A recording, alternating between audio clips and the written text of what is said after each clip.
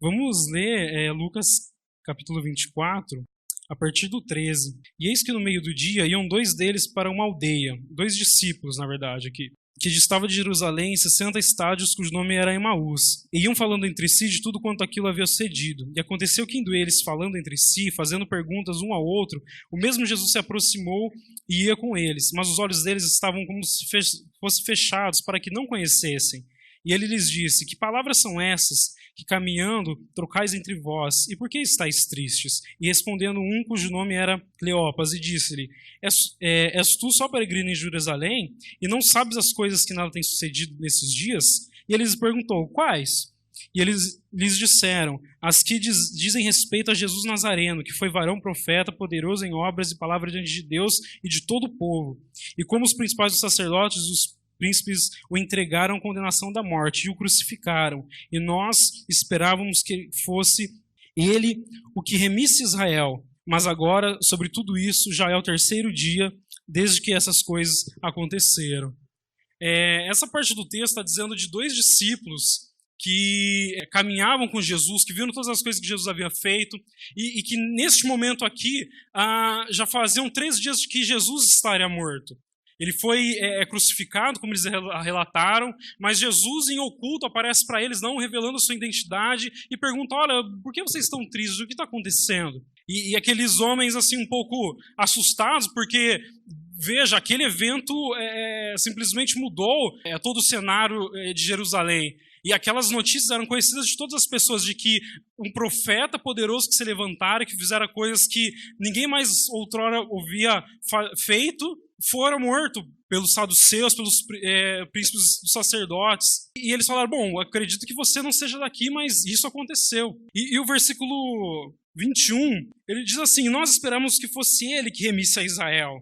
De forma que neles havia uma expectativa de que aquilo acontecesse. Mas agora, sobre tudo isso, já é o terceiro dia desde que essas coisas aconteceram. Para aqueles discípulos havia uma expectativa de que algo acontecesse.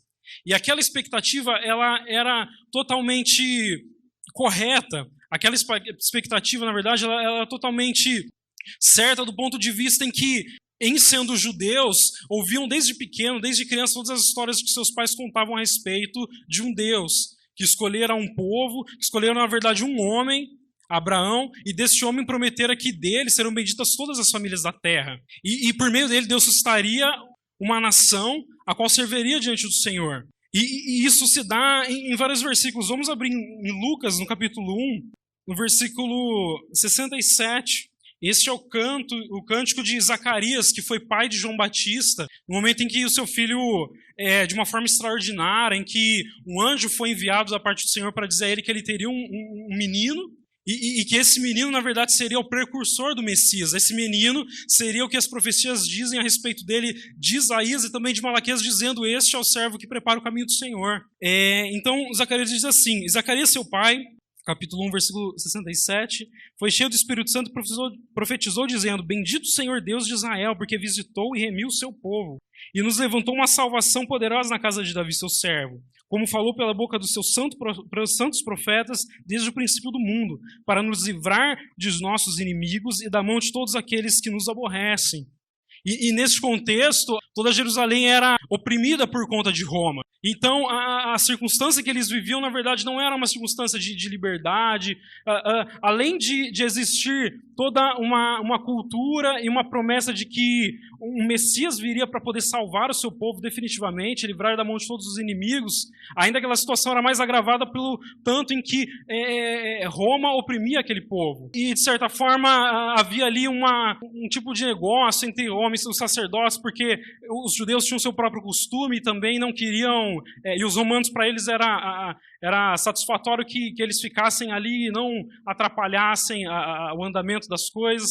Então, é por isso que a gente vê que, na verdade, quando Jesus é levado a Pôncio Pilatos, e os sacerdotes dizendo assim: olha, este homem, na verdade, acabou fazendo aquilo que é contrário à nossa própria lei, ainda que não exatamente aquela fosse a lei específica para todos os povos que estavam debaixo do poder romano. Mas Zacarias aqui, então, está dizendo sobre aquilo que já foi profetizado durante todo o tempo desde o início, dizendo de que um homem será levantado, no versículo 71, para livrar dos nossos inimigos e da mão de todos aqueles que nos aborrecem, para manifestar a misericórdia aos nossos pais e lembrar-se do seu santo concerto. Essa aqui é a aliança, o juramento que jurou a Abraão, nosso pai, de conceder-nos, libertados da mão dos nossos inimigos, o serviríamos sem temor, em santidade e em justiça perante ele todos os dias da nossa vida.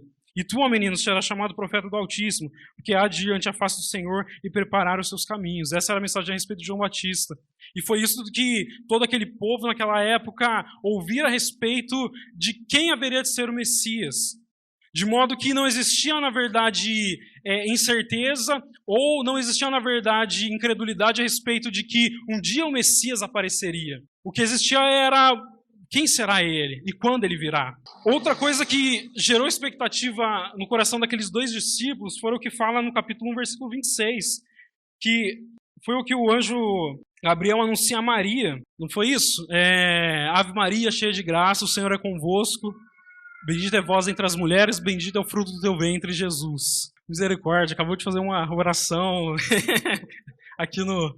Mas, na verdade, o que eu disse agora é exatamente o que o anjo diz a Maria e está escrito aqui no texto. Então, só com outras palavras, né? O restante da oração, já aí sim existem problemas teológicos, né, a esse respeito. Mas até aqui, então, é exatamente aquilo que o anjo disse a Maria. Vamos ler?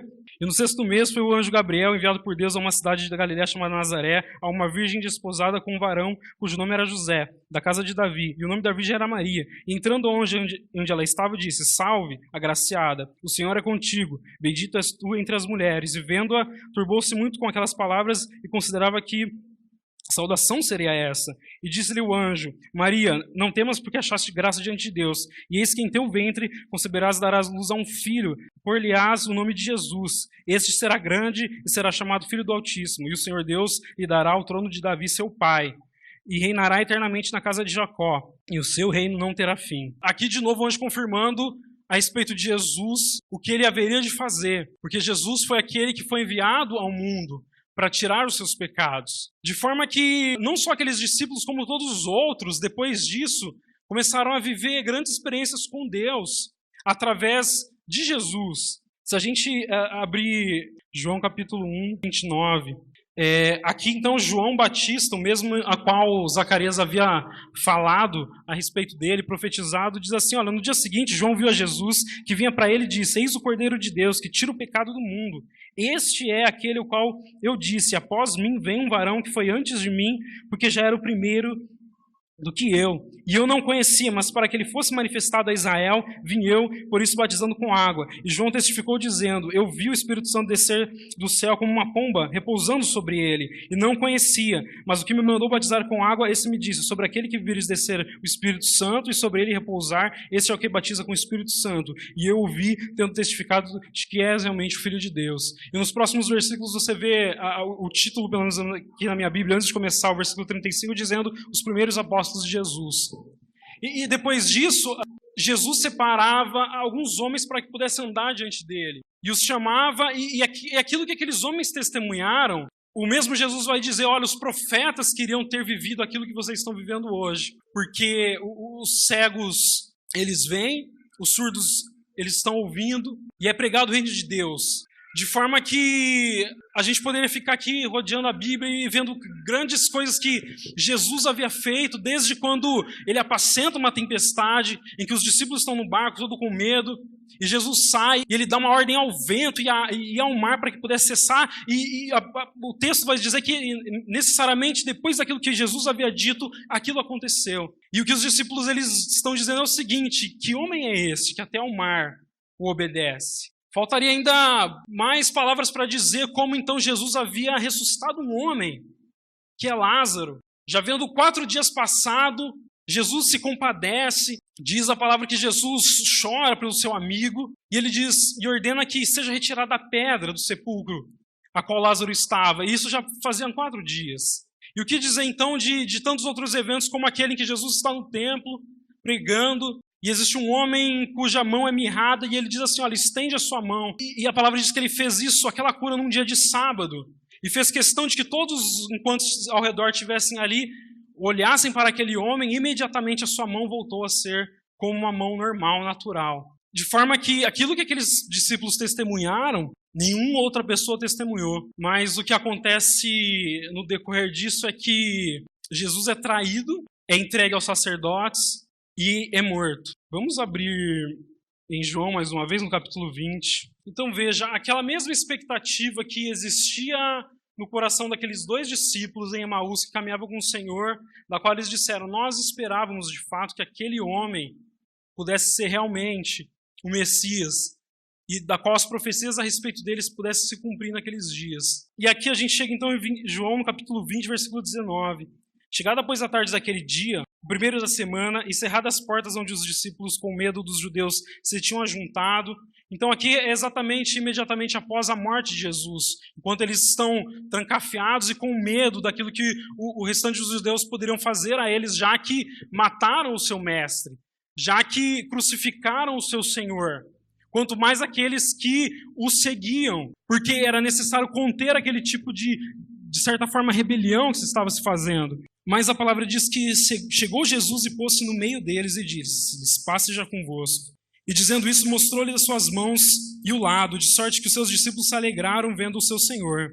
Disse-lhe, pois, Jesus outra vez, paz seja convosco. Assim como o Pai me enviou, também eu vos envio a vós. E havendo dito isso, assoprou sobre eles e disse-lhes, recebei o Espírito Santo. E aqueles a quem perdoarem os pecados lhes serão perdoados. E aquele a quem os retiverdes lhes serão retidos. Ora, Tomé, um dos 12, chamado Dídimo, não estava com eles quando veio Jesus. Disseram-lhe, pois, os outros discípulos, vimos o Senhor. Mas ele disse, se eu não vir o sinal dos cravos em suas mãos, e não meter o dedo no lugar dos cravos, e não meter a minha mão no seu lado, de maneira nenhuma o crerei. E aqui a gente, lendo esse texto, a gente acaba sendo muito rápido em julgar Tomé por dizer, poxa, o cara não conseguiu acreditar. Mas, para mim, na verdade, esse texto de Tomé, ele é um dos mais verdadeiros possíveis que tem na palavra. Que agora, vamos pensar por um momento, aquilo que aqueles discípulos experimentaram enquanto andavam com Jesus, ninguém jamais havia visto algo do tipo.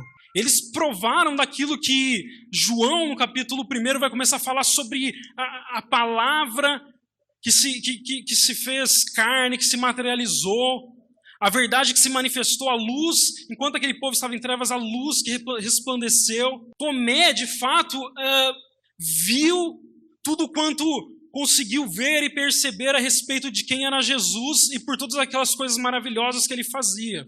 De forma que ele não apenas negou a si mesmo em abandonando aquilo que ele fazia, juntamente com todos os outros discípulos, todos os apóstolos, pois quando a gente vai olhar para o texto vai dizer que imediatamente alguns daqueles que Jesus chamara, Pedro, João, Tiago, deixaram imediatamente as suas redes e foram atrás de Jesus. Então, a gente tem aqui a história de um homem que abandonara a sua própria profissão, que abandonara a sua própria família em certo modo, mas que o seu tempo já não era mais dedicado a fazer aquilo que antes ele fazia, mas então a seguir Jesus. Enquanto ele começa a ver aquilo que se manifestava a respeito de Jesus, ele poderia pensar consigo assim, não é possível. Porque essa mesma ambiguidade que acontecia nas suas próprias mentes era o que acontecia na mente dos fariseus, dos saduceus, porque, veja, como aquele homem que é um que não vem do meio de nós, que é um que não vem do centro religioso, que é um que não vem da linhagem sacerdotal, que não pertence nem aos saduceus, nem aos fariseus, que não é um escriba, não é um mestre da lei, como aquele homem pode fazer aquilo que ele faz, curando as pessoas, fazendo milagres que até então só se ouvia dizer a respeito disso quando aquele povo lia os profetas, ou lia as histórias que seus pais lhes contavam. Então, assim, existe alguma coisa errada aí. Ou esse homem de fato é de Deus, ou então eu estou enganado a respeito deste próprio homem. Mas o que aqueles discípulos decidiram fazer foram acreditar, e mais do que isso, seguir a Cristo. E à medida que eles seguiam, à medida que eles viam tantas coisas acontecendo, e à medida que eles começavam a comparar isso em seus corações, comparar isso àquilo que os próprios profetas diziam, e começavam aquilo a brotar fé neles, de saber que justamente esse é o Messias que haveria de vir. Justamente essa é a pessoa pelo qual os nossos pais, pelo qual Zacarias profetizou, o pai de Zacarias no templo profetizou, pelo qual o anjo Gabriel disse a Maria que faria. Cada vez mais discípulos eram sendo multiplicados e cada vez mais aquilo contagiava, principalmente sobre os pobres, sobre aqueles que decidiram, de certa forma, assim como Jesus disse, não seguir a doutrina dos fariseus, porque aquela não era uma doutrina legítima, porque ela olhava mais para fora, para o exterior do que o próprio interior, de forma que aqueles eram chamados de discípulos de Jesus. E no momento em que está no auge dos acontecimentos, em que, anterior ao dia de Páscoa, Jesus entra em Jerusalém e as pessoas o recebem com ramos, e eles dizem, bendito é o que vem em nome do Senhor. E o mesmo povo que outrora dissera isso a respeito do Senhor, tempos depois estava dizendo, crucifica-o. E todos aqueles anos em que Jesus caminhou sobre a terra, qual começou o seu ministério, que entendemos por ser 3 anos, por conta de todas as Páscoas que são faladas durante os evangelhos, aquilo tudo de repente acaba. Aquilo tudo de repente se esgota. E fora mais fácil se Tomé acreditasse que não existiria um Deus. Fora mais fácil se Tomé fosse como qualquer outro que olhasse de longe e dissera, bom, esse pode ser mais algum tipo de algum aventureiro ou algum que tentara estabelecer uma rebelião para ir contra o Império Romano, pois, passado alguns anos, mais rebeliões aconteceram em Jerusalém, e outras pessoas traziam sobre si o título de ser o Messias, de tentar tirar a opressão sobre o povo de Israel, mas fora mais fácil se aquilo tudo não for verdade. Seria muito mais fácil se Tomé não tivesse visto Lázaro vivo. Seria muito mais fácil se Tomé não tivesse visto, em um momento, Lázaro vivo com Maria, sua irmã, imediatamente morto e depois disso ressuscitado. Então, a pergunta que a gente se faz ao ler esse texto é a seguinte, a mais óbvia. Como é que Tomé passaria a crer na mensagem dos discípulos dizendo assim, olha, nós vimos Jesus ressuscitado? E Tomé poderia dizer, olha, não digam isso. Tomé poderia ter dito, olha, todo mundo aqui nessa sala sabe o tanto em que nós abrimos mão da nossa própria vida, nos envolvemos nisso e acreditamos que aquilo era verdade. E da mesma forma como nós vimos tão real, da mesma forma como nós vimos tão forte, da mesma forma como nós vimos tão evidente aquilo que Cristo fez, nesta mesma intensidade é que nós vimos o Cristo morrer naquela cruz. Portanto, não me vem agora falar que Cristo ressuscitou sem ter no mínimo algo de que eu possa pegar, sem ter no mínimo algo de que eu possa vê-lo, e então eu crerei. Será que Tomé estava de todo errado por causa disso?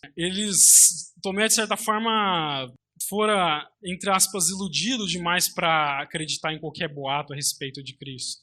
E de forma assim que eu não sei qual é a história de cada um de nós que estamos aqui, de vocês, porque vem de lugares diferentes, de vidas diferentes. Às vezes pessoas que estão aqui aprendendo e as coisas seriam mais fáceis. Olha que interessante, se para muitas vezes de nós que estamos aqui, você já pensou assim, puxa, talvez não exista Deus, ou talvez, será que esse negócio de Jesus Cristo é verdade? Será que isso que a gente faz todo dia de vir à igreja é de fato verdade? Porque se isso é verdade, então faz total sentido aquilo que este menino do vídeo está a todo dia a suportar. Porque para que aquele menino pudesse passar por uma situação dessa, ele teria que ter visto Cristo. Ele teria que ter visto Cristo. Mas a gente está aqui vindo e de forma que muitos de nós têm muitas lutas dentro de nós e pensamos muitas coisas e talvez tenham pessoas aqui que estejam ainda nessa fase de pensar, puxa, será que isso é verdade? Será que de fato Deus existe? E é legítimo talvez essa sua dúvida aqui nessa noite. Mas ela não é tão problemática quanto aquela pessoa que está aqui hoje e que não tem nenhuma sombra de dúvidas que de fato Deus existe. Porque quando nós adotamos para nós essa verdade, não, de fato Deus existe. E se Deus existe, então um monte de perguntas precisam ser respondidas. Porque se Deus não existe e você tem essa dúvida essa noite, este é, de certa forma, um problema que você tem que lidar com ele. Mas existe um outro problema, que é daqueles que, de fato, sabem 100% de que Deus existe. Porque quando a gente sabe que Deus existe, a gente pergunta o seguinte, bom, se Deus existe, por que eu estou passando por isso? Se Deus existe, por que é que Ele deixou isso acontecer? Se Deus existe, por que é que eu estou sofrendo dessa forma? Se Deus existe, por que é que quando eu ligo a TV, a gente olha todos os absurdos que o ser humano pode fazer? Eu me lembro de um pastor que foi enquanto eu estava lá na Igreja de Nazareno, e ele acabara de ter perdido a sua esposa. E ele falou o seguinte: eu não tenho dúvidas de que Deus existe. E ele, colocando aspas, né, e é claro que ele introduziu a mensagem, mas era uma mensagem de fé, ele disse: eu só tenho dúvida de que lado ele está. E este homem aqui, Tomé, ele passara muitas desilusões para não ter motivos para pensar assim: olha, se você está dizendo que Jesus, eu só crerei na hora que ele estiver na minha frente, na hora que eu tocar sobre ele. Vamos ler?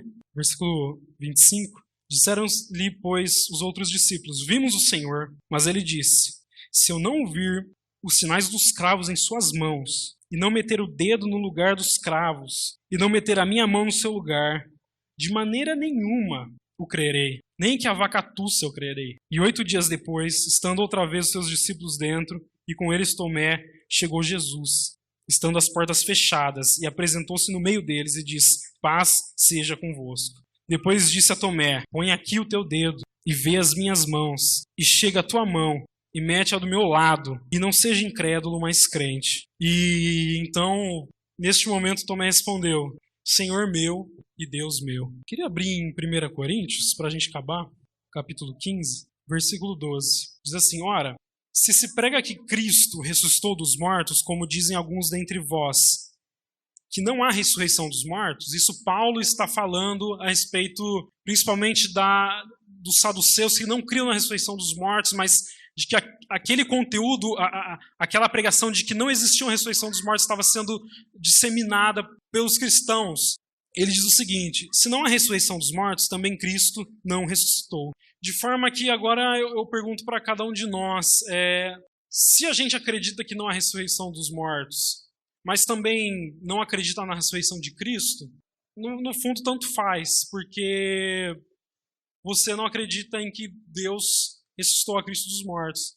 E você é como aquele Tomé, poderia ter apostado tudo, e muitas pessoas chegam aqui na igreja de maneiras diferentes, às vezes tendo perdido família, tendo perdido, e buscam na igreja uma forma de, talvez seja verdadeiro aquilo que eu vejo na TV, ou do que meus amigos falam. Puxa, eu vejo talvez meu vizinho, e ele está na igreja, e de certa forma a sua vida melhorou, e talvez aquilo seja verdade, e vem para a igreja.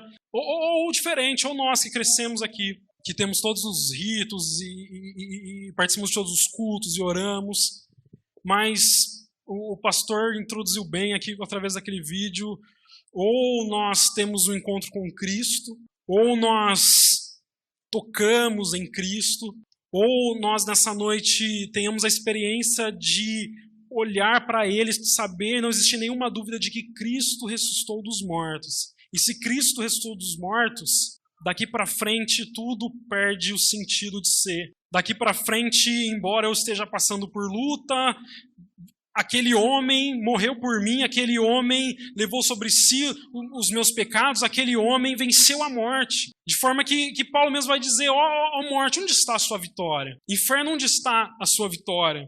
Porque se Cristo ressuscitou dos mortos, então nós também ressuscitaremos com Ele. De forma que a partir dessa convicção tão forte, tão verdadeira, a partir deste fundamento que é criado e que dele nós não nos movemos, a partir de tocar com o coração e com a mente crer. O Rafael pregou aqui semana passada sobre Jó, que veja a condição de Jó, da noite para o dia ele perde tudo. E ele não tinha facilidade de, como nós temos, de culpar o diabo por todas as coisas, né? Ah, não, isso aconteceu, foi o diabo. Isso aconteceu, é culpa do outro, é culpa do outro. Aquela era uma consciência, alguns datam a história de Jó como anterior a Moisés, então eles não tinham a cultura e toda a bagagem que nós temos. Ou, isso quer dizer, Jó não tinha o livro de Jó para que pudesse lê-lo e pudesse dizer: isso aqui algum homem já passou, então agora eu sei como fazê-lo. Não. De um dia para a noite, tudo na vida de Jó é acabado. E é interessante que, lá no capítulo 19, Jó vai dizer o seguinte: que Deus estava fazendo aquilo com ele. Embora que se foi Satanás que pediu permissão para Deus antes, e Deus autorizou, não importa mais de quem é a culpa, se é Satanás ou não é, eu sei que eu estou passando por dor, eu sei que eu estou sofrendo, de forma que que eu não entendo, porque nenhum pecado eu fiz. E essa é a narrativa do livro, um livro poético, meio difícil de se ler. E vem os amigos dele, começam a falar, não, Jó, você fez isso, você fez aquilo, confessa. E ele fala, olha, se eu tivesse feito seria muito mais fácil, eu saberia a razão pela qual estou sofrendo agora. Mas como eu não sei de que natureza vem isso que vem a me acometer, porque há nenhum homem antes de mim e provavelmente há nenhum homem depois, tal acontecimento trágico irá acontecer, mas de forma que eu não quero saber de quem é a culpa. Eu lembrei tem um cara que vem de carro na TV, ele fala assim, eu não quero saber quem morreu, eu quero chorar. De forma que, assim, não interessa mais, porque a minha dor é tão aguda. Leiam depois do capítulo 19, que ele vai dizer assim, eu sei que por fim, que o meu Redentor vive, e que ele se levantará na terra. Eu não sei que tipo de Deus e quais os planos que ele tem para mim, mas eu estou sofrendo e eu já não sei, e não me importa saber, mas essa é a fé que Jó tem, apesar de tudo ser contrário, apesar da vida dele estar uma confusão. Existia um alicerce tão firme, tão forte no coração dele, que apesar de tudo aquilo contrário, ele dizia, não, meu Redentor vive. Essa é a fé que nós precisamos ter. De forma, irmãos, então, que eu encerro aqui e cada um de nós poderemos ir para as nossas casas e É interessante, as mensagens que mais falaram comigo eram aquelas que não eram resolvidas ali na hora e chama para fazer o apelo e vamos orar por todo mundo e a gente participa de uma experiência e volta para casa e volta tudo normal. O meu desejo do meu coração nessa noite é que cada um de nós saiamos daqui depois de termos ouvido o que o pastor falou, depois que termos visto esse vídeo que foi passado, depois de termos olhado para esse texto e sair daqui tentando encontrar a Cristo. Mas não o Cristo lá da religião lá longe, o Deus que habita os céus e que está distante de mim. Porque, assim, só existe fundamento, só existe verdade. Nós só vamos viver isso aqui que foi mostrado quando cada um de nós encontrarmos a Jesus.